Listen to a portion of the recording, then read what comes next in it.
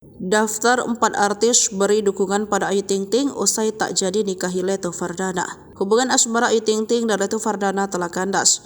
Namun kandasnya hubungan asmara Ayu Ting Ting dan Leto Fardana tak disangka, justru mendapat respon yang positif dari publik.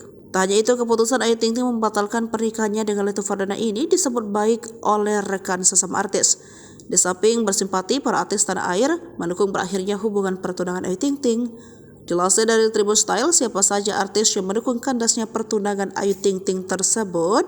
Pertama, Boy William. Mendengar soal Ayu Ting Ting yang gagal nikah lagi, Boy mengaku turut prihatin. Pria kelahiran 17 Oktober 1991 itu menegaskan dirinya akan mendukung apapun yang jadi keputusan Ayu Ting Ting. Boy William mengatakan keputusan itu harus membuat pedangdut berusia 32 tahun itu bahagia. Kedua, Ivan Gunawan.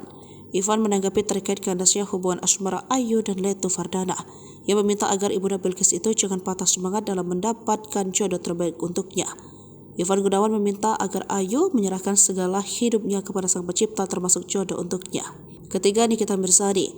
Pada salah satu live yang ia lakukan melalui akun media sosial pribadinya, Nikita Mirzani mendapat pertanyaan dari salah satu warganet tentang tanggapannya mengenai putusnya hubungan Ayu Ting Ting dan Leto Fardana. Nikita Mirzani menanggapi bahwa dalam suatu hubungan memang pasti ada yang berakhir pada dua kemungkinan, yakni putus atau awet.